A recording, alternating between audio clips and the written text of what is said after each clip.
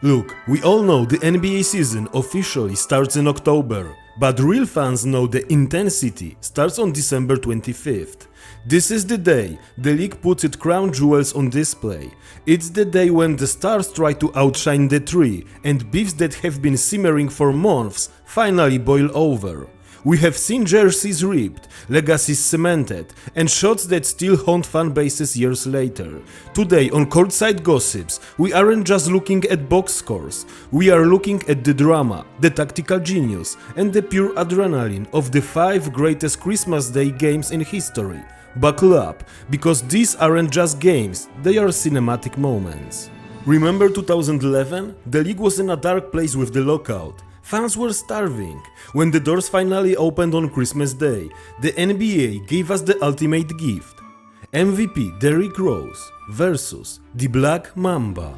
There was so much talk about whether Rose could actually carry the torch from the older generation. The Lakers were up by 11 late in the fourth. It looked over. But then, the Bulls' defense, that classic Tom Thibodeau grit, clamped down. Luol Deng was everywhere.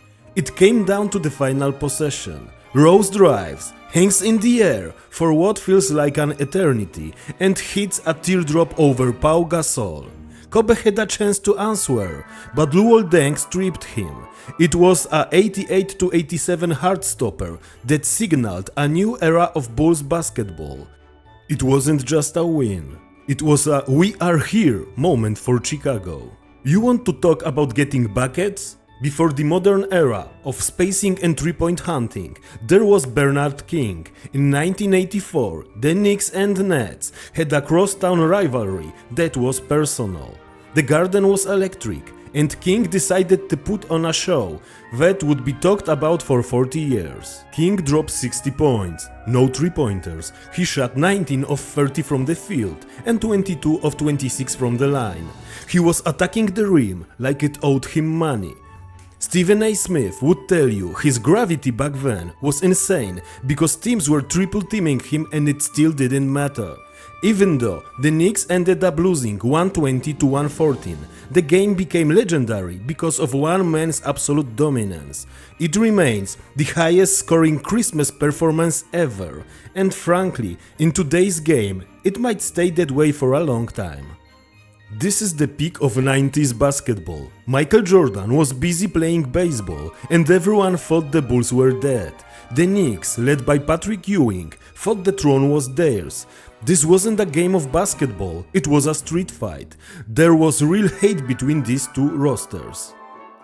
The game was ugly. And that's why we love it. Neither team cracked 100 points. It was an 107-104 overtime thriller. Scottie Pippen played all 48 minutes, doing everything, scoring, rebounding and playmaking. But the highlight? The end of overtime. The Knicks had a chance to tie, and Scottie blocked 2 consecutive three-point attempts by Hubert Davis. He stared down the Knicks bench, reminding them that even without MJ, the road to the finals still went through Chicago.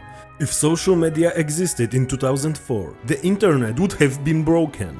This was the most anticipated regular season game in history. Shaq had been traded to Miami after the fallout with Kobe. They hadn't spoken. The media was dissecting every quote. When they finally met at the center court for the jump ball, the tension was suffocating.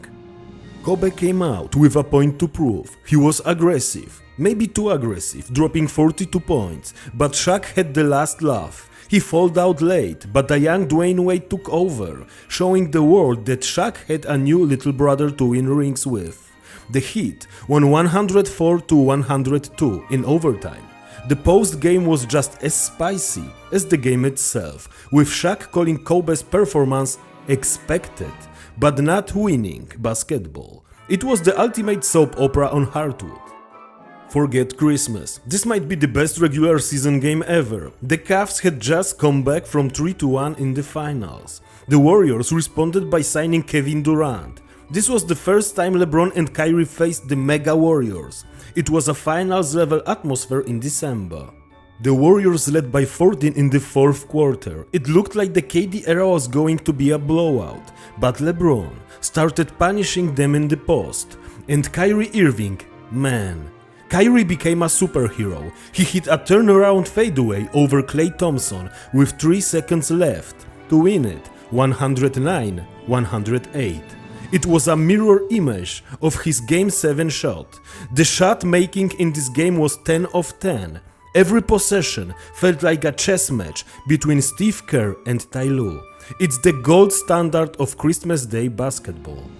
5 games, 10 legendary teams, countless moments that still give us chills. Christmas Day is where the NBA separates the stars from the legends. But now I need to hear from you, community. Who is the GOAT of Christmas Day? Is it LeBron? Is it Bernard King? Or is it D-Wade, who always seemed to level up for the holidays? Drop comment below, hit that notification bell so you never miss a breakdown. And if you want to see a deep dive into the 2004 Shaq Kobe fallout, let me know. I'm reading everything. Stay hyped, stay legendary, I'm out.